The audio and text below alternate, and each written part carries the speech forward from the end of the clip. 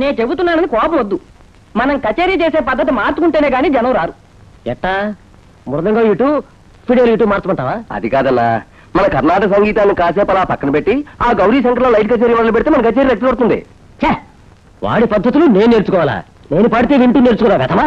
తాగుబోతనే పేరున్న గౌరీ శంకర్ని ఇన్ని కచేరీలకు బుక్ చేస్తున్నారే, దానికి కారణం ఏమిటో మీరు ఒక్కసారైనా ఆలోచించారా? ఈయనకన్నా బాగా పాడతాడు. బాగా పాడడం కాదయ్యా, తాగి పాడతాడు. ఆ మందు కాస్త లోపలికి వెళ్ళగానే సంగీతం లోపల ఉండలేక బయటకు వచ్చేస్తుంది.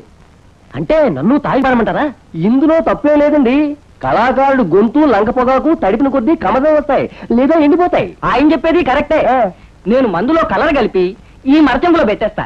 మీరు పాడుతున్నప్పుడు పాటకి మధ్య ఓ గ్లాస్ లాగించండి.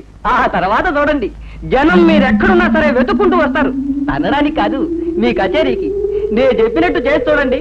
ఆ తర్వాత మీ డైరీ ఖాళీ ఉంటే అప్పుడు నన్ను అడగండి.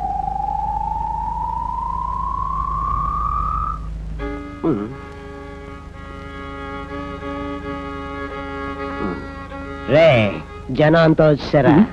వచ్చారు గంట అయింది. ఏళ్ళు వేస్తున్నారు, త్వరగా మొదలు పెట్టండి. ఇంకో గ్లాస్ ఎవరా? అన్నా, ఇప్పటికే 3 గ్లాసులు తాగేశారు. అసలే అలవాటు లేని పని. తాగించాలి కానీ కచేరీ మొదలుపెట్టు. రే నేనెవరు? సంగీత సకల కళాభూషణ మాణిక్య భాగవత. ఎప్పుడు పాట ప్రారంభించాలని నాకు తెలుసురా. పాడమంటే పల్లికిస్తావే, పాడవయా పాడవయా.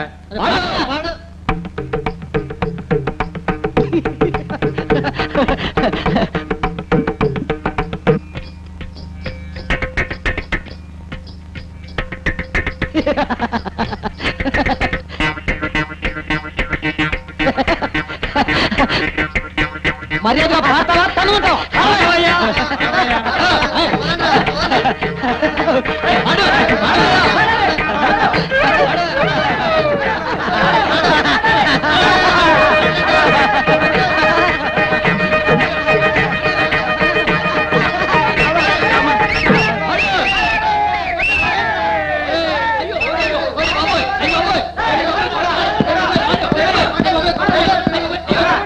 ధర్మదెబ్బలు అంటే ఎప్పుడు చూడలే.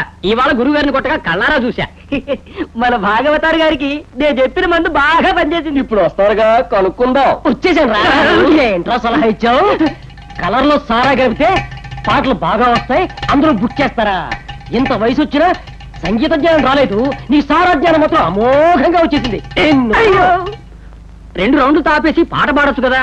2 రౌండ్ల ఎప్పుడు ఎక్కడ వస్తుందిరా? చెయ్యి మరచి మీదకే పోతుంటే. అది మొదలు పెట్టాక ఆపడం మన తరం కాదు. అందరూ కలిసి నాకు వద్దంటే సారా పోసారు. బుర్ర తిరిగిపోతుంది, తల పగిలిపోతుంది. తలనొప్పి తగ్గాలంటే మరో పెగ్గు కొట్టాలి.